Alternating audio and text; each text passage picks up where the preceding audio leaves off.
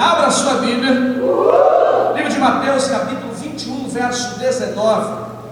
Mateus, capítulo 21, verso 19. Diga um amém. Amém. A palavra do Senhor diz assim: E avistando Jesus uma figueira à beira do caminho, dela se aproximou, e não achou naquela figueira senão apenas folhas. Então disse a ela: Nunca mais nasça fruto de ti. E a figueira secou imediatamente. Quando os discípulos viram isso, perguntaram: Como que imediatamente secou esta figueira? Agora eu gostaria que você viesse comigo em Mateus 7,16. Volta alguns capítulos comigo. Mateus 7,16.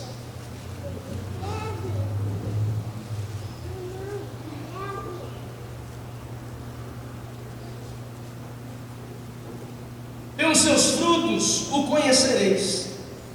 Colhem-se porventura uvas de espinheiros ou figos de abrolhos? Assim toda árvore boa produz bons frutos, porém toda árvore má produz frutos maus. Uma árvore boa não pode dar maus frutos, e nem uma árvore má pode dar bons frutos. Toda árvore que não produz bons frutos, ela é cortada e lançada no fogo. Feche os seus olhos, marque a sua Bíblia aí na passagem, vamos falar com Deus. Santo Espírito, dirige este culto, conduz as nossas vidas, libera o nosso entendimento para a Tua palavra e nos dá uma compreensão daquilo que o Senhor tem para ministrar em nossas vidas. A igreja, ela tem muitos papéis na sociedade, mas um dos principais papéis que nós temos como igreja neste bairro, nesta cidade, na região norte de Curitiba e toda a cidade de Colombo, é sermos frutíferos. Levar o seu amor, levar a sua paz, a sua graça, levar a transformação do Senhor à vida de outras pessoas, multiplicarmos, Senhor, esta igreja, crescermos como igreja, vivermos os planos e o projeto do Senhor, não apenas dentro dessas quatro paredes, mas sairmos daqui. Nos ensina, Espírito Santo, a vivermos o fruto, ensina-nos a gerarmos frutos, nos ensina a sermos frutíferos, ó Espírito Santo de Deus. A Tua palavra diz que o Senhor Jesus, quando se encontrou aquela figueira e ele procurou um fruto e não encontrou, ele ficou decepcionado, porque tinha apenas folhas, tinha apenas uma aparência, mas não vivia aquilo que a aparência demonstrava ser.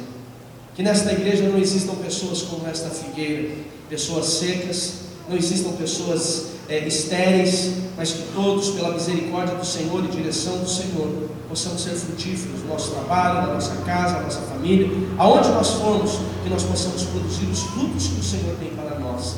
É a minha oração para a honra e glória do Seu nome. E aquele que concorda, diga amém. Amém, queridos. Eu sei que está quente demais. Eu vou tentar resolver isso daqui, trazer essa palavra ao seu coração em 30 minutos, no máximo 35 minutos. Por isso eu preciso muito da sua atenção nesses 30 minutos. Amados, o texto que nós lemos é um texto talvez conhecido de alguns, Bruno. E os dois textos têm algo em comum, Emerson, que eles falam sobre árvores frutíferas, fala sobre frutos. E eu confesso para vocês que quando eu começo a ler os evangelhos, pastor Henrique, Lucas, Marcos, João, Mateus, eu vejo um Jesus amável, eu vejo um Jesus preocupado com pessoas. Eu vejo um Jesus, Elisa, que ele deixava de comer para curar, ele deixava de descansar para ministrar as pessoas. A Bíblia diz que em uma certa ocasião ele viu que as pessoas eram como ovelhas sem pastor, então ele ia descansar, ele deixou o seu descanso, Francisco, e ele voltou para ministrar aquelas pessoas, porque ele compadeceu delas.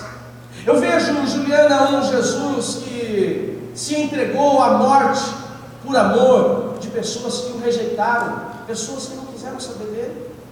Mas eu encontro em todos esses 4 evangelhos que contam as mesmas histórias, muitas vezes uma completando a outra, um Jesus de amor, um Jesus de cuidado, um Jesus que dava atenção, um Jesus que entrega a sua própria vida. Mas eu encontro pelo menos 2 passagens, Ângela, um Jesus indignado, um Jesus que toma uma posição, um Jesus que ele fica não apenas entristecido. Eu não diria que ele é raivoso, porque ele é um Deus de amor, mas eu vejo uma indignação santa de Cristo. A primeira passagem, eu estou judiando vocês aqui, mas eu vou subir, daí eu estou judiando vocês. A primeira passagem que eu lembro disso é quando Jesus entra no templo e ele encontra os mercadores, homens vendendo, homens negociando, pessoas fazendo um verdadeiro comércio dentro do templo, e ele fica indignado. Existem até algumas gravuras, pinturas, Sebastião, que Jesus ele vira a mesa, com um chicote na mão, ele chicoteando. E a segunda passagem que eu vejo um Jesus indignado é nessa passagem aqui. Na versão de Mateus, ele diz que Jesus olha aquela figueira e diz: nunca mais nasça de ti frutos. Na versão de Marcos, capítulo 11, a mesma passagem diz: então Jesus amaldiçoou a figueira. Agora, se ele é um Deus de amor, um Deus de paz, um Deus de cuidado, como pode esse Deus de amor amaldiçoar? Ele amaldiçoa por quê? Porque ele está indignado. E por que ele fica indignado, Eliana? Ele fica indignado porque ele procura algo naquela figueira que ela não lhe oferece. Ele vai naquela figueira, e o propósito de uma árvore naquela época não era como hoje nós temos aqui na cidade de Curitiba, que há muitos anos ela era chamada a cidade ecológica. Quem lembra dessa época, hein? Cidade modelo. Quem lembra da cidade modelo, né? Hoje o negócio está modelo, né? Esse modelo está meio espelhambado, né? Eu ia falar uma outra palavra, mas não vou ser tão ofensivo, né? A modelo para não ser cidade, né? O negócio anda meio abandonado. Mas nós muito tempo aprendemos, né, que a árvore não deveria apenas ser frutífera, mas se ela gerar sombra, se ela fizer a troca do gás carbônico pelo oxigênio, ok. Mas naquela época, a árvore tinha apenas um propósito. Deixa eu perguntar, Alex, me ouve bem aí? Ouve bem? A árvore tinha apenas um propósito. Qual era? Gerar frutos. Se esta árvore não gerasse frutos, Reinaldo, ela não serviria para mais nada. E quando Jesus, eu acredito que com fome, Davi, ele vai até esta árvore, e ele procura nesta árvore um figo para matar a sua fome, para adoçar o seu paladar, e a Bíblia diz que tinha muitas folhas, e ele começa talvez procurar entre as folhas, ele não acha nenhum fruto, ele fica indignado, e a indignação dele, ela é tamanha que ele declara uma palavra sobre aquela árvore: se você não tem frutos, então seja seca, seja estéril, porque você não está cumprindo o seu propósito. Agora a minha pergunta é: Jesus permite que isso esteja nas Escrituras, Marcelo? E ele diz para os seus discípulos, ele apresenta esta lição aos seus discípulos, não apenas porque ele estava com fome, mas porque tem um simbolismo, tem um propósito para as nossas vidas hoje, que não era apenas amaldiçoar e secar aquela figueira, mas nos levar a compreender que nós somos como esta árvore. E para deixar isso mais claro, o livro de Mateus capítulo 7, ele compara as nossas vidas de ela exatamente a uma árvore, e ele diz: pelos seus frutos. Ele está dizendo isso para quem? Para os seus discípulos. Vocês o conhecerão. Não adianta, Angélica, você chegar para mim e dizer assim: fulano de tal é o homem de Deus. Não adianta, Evelyn, você dizer para mim: mas aquela mulher é uma serva de Deus, se ela não tiver frutos. Então, quando Jesus apresenta essa figueira seca, e o livro de Mateus capítulo 7, ele fala dos bons e dos maus frutos, eu consigo compreender que ele está falando por simbolismo mais uma vez, e nos levar a compreender que nós precisamos ser frutíferos. E a minha pergunta é: você tem sido frutífero? Como são os seus frutos? Se Jesus hoje vier procurar em meio às suas folhas frutos, que tipo de frutos ele vai encontrar? Frutos doces ou amargos? Frutos maduros ou verdes? Frutos podres ou frutos saborosos? Ou pior, será que ele vai encontrar frutos? Hoje nós vivemos um tempo, Felipe, onde muitas pessoas, elas não conseguem compreender o propósito de Deus em suas vidas, e elas são como essa árvore: elas têm folhas, elas estão ali, mas elas não cumprem o propósito de Deus em suas vidas. Se for a sua esposa ou seu esposo que estiver do seu lado, pergunta para ele: como vão os seus frutos? Pergunta para ele: como vão os seus frutos? Pula para mim a primeira, Ivan. A primeira lição que eu quero compartilhar com você nesta noite é que todos nós somos chamados para sermos frutíferos. Todos nós. Eu falei há 2 semanas atrás, Rony, eu preciso repetir isso.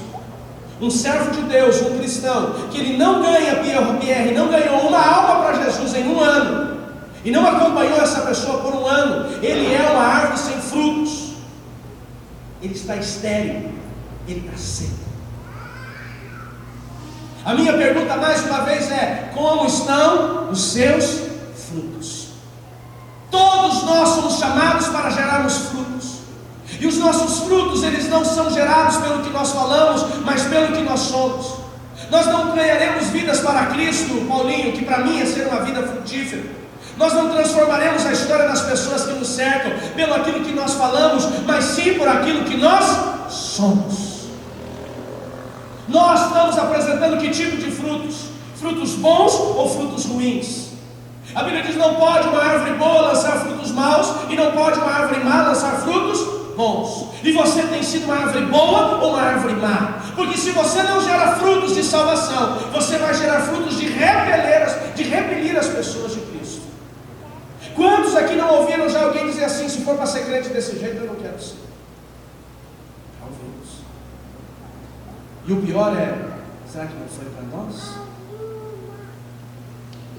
Amados, você viver uma vida em Cristo e ser frutífero, como eu coloquei o tema para você aqui, como ser frutífero no reino de Deus, não é você ter um bom carro, uma boa casa, um bom salário, devolver um bom dízimo. Isso é consequência de você buscar o reino de Deus. Ser frutífero é você apresentar a sua vida como um evangelho vivo. A Bíblia que as pessoas vão ler, Anderson, não é essa que está debaixo do seu braço, mas é a sua vida. Como que as pessoas estão enxergando você? Ou será que você é um agente secreto, um crente 007? Tem os crentes 007, ele é agente secreto de Jesus, ninguém sabe que ele é crente. Quem é você? Ou será que você é daquele crente meia boca? Se uma pessoa falou, eu falei: e você é evangélico? Ele falou: mais ou menos. Fiquei pensando, como é que é Jean, um cara mais ou menos crente, né? Eu lembrei logo do, agora eu vou ter que pirar aqui, né? Eu lembrei logo do desenho do Batman, lembra do Duas Caras? Né? Um lado ele era bonitão e do outro lado ele era todo deformado. Sabia que tem muito crente de duas caras? Aqui na igreja ele entra de lado, ele mostra só a cara boa dele. Ele já começa assim: paz, irmão. E quando ele vai embora, ele vai com esse lado. Às vezes nós somos assim. O problema, amados, que essa árvore, ela só vai gerar frutos bons. A minha pergunta é: você tem sido frutífero? Nós precisamos ser frutíferos. Uma árvore não é plantada apenas para dar fruto, para dar sombra, mas ela tem que gerar frutos. E os frutos, eles serão gerados pela consequência das nossas vidas. Quantos aqui, alguém vendo a sua forma de viver, como você educa seus filhos, como você vive no seu casamento, como você tem prosperado, perguntaram para você: o que você tem? Alguém já perguntou isso para você? Quem você é? O que você tem? Pode levantar a mão, quem já passou por isso? Às vezes as pessoas até espiritualizam isso, né, nego? Você tem uma energia diferente. O que ela está querendo dizer para você? Ela viu Jesus em você, ela viu Cristo em você, o Espírito Santo está exalando em você. Segunda lição que eu acho importante, abra sua Bíblia comigo em Salmo 1, verso 1. Nos tira muitas vezes de uma vida de frutificar na casa do Senhor, de exalar o Evangelho de Cristo, o amor de Cristo, ao nível das pessoas querendo viver o que nós queremos. Está aqui: bem-aventurado o homem que não anda segundo o conselho dos ímpios, que não se detém o caminho dos pecadores, nem se assenta à roda dos escarnecedores. Verso 2: mas antes tem prazer na lei do Senhor, e nessa lei medita dia e noite. Verso 3: pois ele será como uma árvore plantada junto às correntes de água, qual dá o quê? O seu, 1, 2, 3, e o seu fruto. Dá o seu fruto na estação própria, cuja folha não cai, e tudo quanto ele faz, quando ele toca, Rodrigo, prospera. Quem quer ser frutífero, diga amém. Amém. Quem quer prosperar, diga amém. Amém. O segredo está aqui, Samuel. Se você quer ser frutífero, se você quer tocar nas coisas e você prosperar, tudo que ele fizer vai ser bom, vai prosperar, vai ser bênção, você precisa compreender os outros dois versos. Os outros dois versos nos dão 4 direções impressionantes. Eu poderia encerrar aqui falando dessas 4 direções para você. Está ali no verso 1, põe para mim o verso 1, pode colocar na tua forma mesmo, a minha também apagada. Ele diz: bem-aventurado, feliz é o homem macho, que número 1, não anda no conselho dos ímpios. Número 2, não se detém no caminho dos pecadores. Número 3, não se assenta à roda dos escarnecedores. Agora põe aquela lâmina que tem os 3 pontos, esses 3 pontos aqui, amados, eles fazem muitas pessoas serem infrutíferas. Sabia que tem muitas pessoas que elas não conseguem exalar o amor de Deus, elas não conseguem levar o Evangelho de Cristo, elas não conseguem gerar frutos com o seu comportamento, porque elas estão presas nesses 3 pontos de Salmo 1. Ele diz que Ele dará o fruto no tempo certo, se ele não seguir o conselho dos ímpios. Nós precisamos ganhar a pessoa que não conhece Jesus, levar salvação para ela, mas nós não podemos ser contaminados por ela. Eu já contei um testemunho aqui. No início da igreja, Marcelo, chegou um rapaz aqui na igreja, um rapaz que eu gostava tanto dele, um rapaz abençoado. Sabe aquele cara que ele tem uma conversa boa? Era esse cara lá, ele tinha uma conversa boa. Ele era um cara agradável. Quem conhece gente agradável? Você conversa com ele 3, 4 horas, você não enjoa. É bom isso, não é? Esse cara era um cara agradável, mas ele tinha um defeito. O defeito dele era complicado demais. Por que, André? Porque esse cara, ele era um cara leviano quando se tratava de mulheres. Ele era um cara bonito, ele não era um rapaz, ele já tinha seus 35 anos, ele era um cara bonitão, e ele não podia ver uma mulher na rua, ele sofria de torcicolo. Quando as mulheres passavam, eu não sabia se era torcicolo, se ele tinha cacoete. Ele não podia ver uma mulher na rua. No início, quando ele saía comigo, ele era o cara que ele sempre aparecia na igreja, falava: pastor, tem uma coisa para fazer. Ele trabalhava à noite, trabalhava com eventos, então eu ia pagar as contas da igreja, ele ia comigo, né, filho? Eu ia comprar alguma coisa para a igreja, falava: pastor, vamos junto. Eu gostava da companhia dele, eu chamava ele, ia com ele. Mas nas primeiras saídas que eu saía com ele, Karine, ele olhava meio sem graça assim, pastor, ele dava aquela olhadinha, eu via, fazia de conta para não constranger, né? Fazia de conta que não via. Mas de repente ele começou a já dar aquela quebrada de olho mais longa. De repente ele começou a fazer comentário: ô pastor, benção. Benção o que, irmão? Ó, a benção ali, filho, não vi benção não, Vasco. Deve ser benção de alguém, não é minha não. Eles levaram a brincadeira, mas tentavam dar umas cortadas no irmão. Aí começou a ir mais profundo o negócio. E um dia eu estava em casa orando, o Espírito Santo falou para mim assim: pare de se relacionar com o fulano. Mas Deus, eu gosto tanto dele, um cara tão legal, o cara está vindo na igreja, os projetos com ele. O Espírito Santo falou: para. Aí eu entendi que era por causa daquele comportamento dele, que não era um comportamento legal para um homem casado, e não me respeitava como pastor ainda. Aí eu falei: mas Deus, eu tenho um objetivo de mudar. O Espírito Santo falou: ele que vai te mudar. Aí quando Deus fala para o seu negócio dele, você assusta ou não assusta? Assusta. Minha esposa não precisou falar isso com você. Ela não precisou falar: para de andar com fulano, que ele é Deus. O Espírito Santo falou: para de andar com ele. Você não vai transformar ele, mas ele vai te contaminar. Eu estou numa posição difícil. Por que eu estou contando isso para vocês? Porque muitas vezes nós caminhamos com ímpios e nós começamos a seguir o conselho deles. Eu conheço gente que já desviou porque começou a seguir o conselho de ímpio. Aí na igreja para dar dinheiro para pastor, pelo amor de Deus, eles estão querendo fazer uma lavagem cerebral em você e o cara perdeu a salvação. Eu conheço gente que perdeu o casamento porque o amigo falou: olha lá, ela está te dando embora, irmão. Não, eu sou casado. Que isso? Os olhos não veem, o coração não sente. Cuidado com o conselho dos ímpios.